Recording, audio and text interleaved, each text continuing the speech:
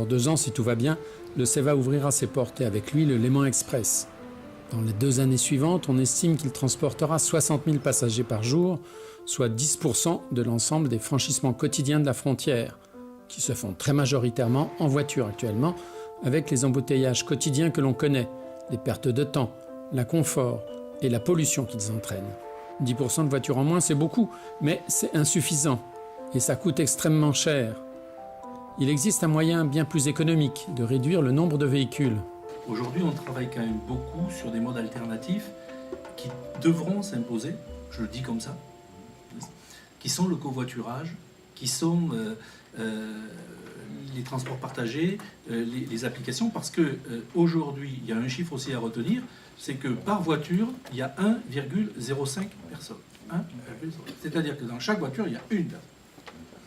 Et donc, si on a des gains en termes de déplacement à trouver, c'est bien dans la notion de covoiturage. On sait tous que c'est une pensée qui va être difficile à faire avancer. Mais on a, dans les groupes de travail, je pense à celui sur les petites douanes et le protocole que nous travaillons aujourd'hui, je pense aussi sur d'autres, sur Pacter. Pacter fait la part belle au covoiturage, enfin fait la part belle, met en place des actions pour que ce covoiturage devienne beaucoup plus fréquent.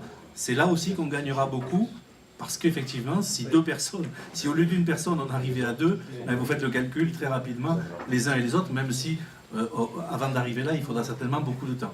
Mais ce sont les mesures qui ont été présentées peut-être un peu à la fin, hein, ces 4, mais qui sont aujourd'hui peut-être celles qui vont être le fer de lance de ce qui va nous occuper, je veux dire, dans les discussions à venir et dans les années à venir. Le covoiturage, c'est la solution d'avenir. Ces dernières années, le département de la Haute-Savoie dépensait 10 millions d'euros par an dans le développement des transports publics et 10 000 euros par an pour développer le covoiturage. Sauf que la quantité de voyageurs kilomètres transportés était la même, pour 1000 fois moins cher avec le covoiturage. Dans une auto, on peut mettre 4 personnes, mais dans l'immense majorité des cas, il n'y en a qu'une. Doubler ce chiffre pour parvenir à une moyenne de 2 personnes par auto à chaque mouvement pendulaire serait faire 4 fois mieux que le CEVA, pour beaucoup, beaucoup moins cher. Le problème, c'est comment convaincre les pendulaires de s'arranger pour monter à plusieurs par auto. Il y a différents types de solutions. Il y a les incitations financières, c'est-à-dire que les pouvoirs publics peuvent prendre en charge une partie des trajets. Donc c'est un peu le lobby qui est mis en place par l'ensemble des opérateurs de covoiturage, auprès du gouvernement notamment, pour demander qu'il y ait une contribution aussi des pouvoirs publics pour développer du covoiturage, comme c'est le cas pour l'offre de transport public. Donc ça, c'est la première chose sur les incitations financières. Il y a les questions d'accompagnement de communication sur des lignes virtuelles qui seraient mises en place par des opérateurs aussi de covoiturage. On parle de Blablacar, de WhatsApp, d'Eco, etc. Mais il y en a beaucoup sur le marché, de Caros. De points de rencontre aussi. Ce sont les meeting points qui permettent aussi d'organiser des points de rencontre dans des lieux stratégiques, là où se rencontrent les gens qui vont dans un même sens, dans le sens identique. Et puis derrière, il y a aussi des lieux physiques, aussi, des aménagements physiques qui sont des voies de covoiturage sur des points durs de l'agglomération, qui sont des voies covoiturage réservées sur la douane de Valard, donc qui devrait être mise en place d'ici quelques mois.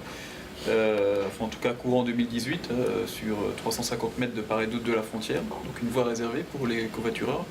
Et puis des réflexions aussi qui sont plus compliquées à mettre en place sur Bardonnay, compte tenu des enchevêtrements aussi de nœuds autoroutiers et puis du viaduc aussi en amont. Mais voilà, toutes ces réflexions-là permettraient aussi d'inciter à la mise en place de mesures de covoiturage très concrètes.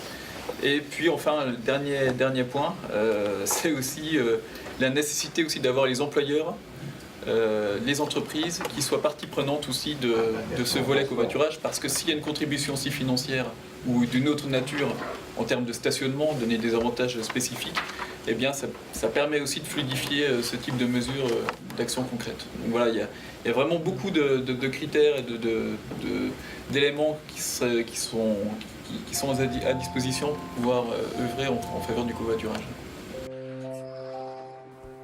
Le covoiturage, cela fait 40 ans qu'on en parle, avec un succès très relatif. Pourtant, c'est un gain d'argent considérable. Les nouvelles mesures fiscales genevoises limitant le montant des indemnités kilométriques mettent l'accent sur cette économie potentielle.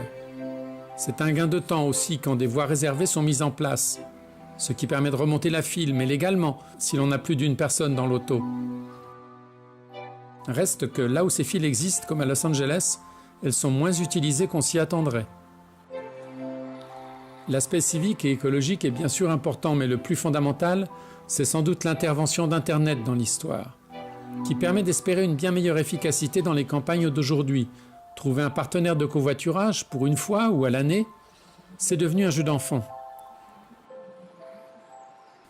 Bien sûr, les mesures d'incitation prises par les autorités des deux côtés de la frontière vont aider.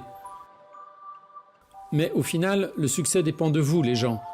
Continuez de polluer au prix fort dans votre automobile en utilisant 15 mètres carrés d'espace public, bloqué dans les embouteillages matin et soir, ou divisez tout ça par 2, par 3, ou même par 4.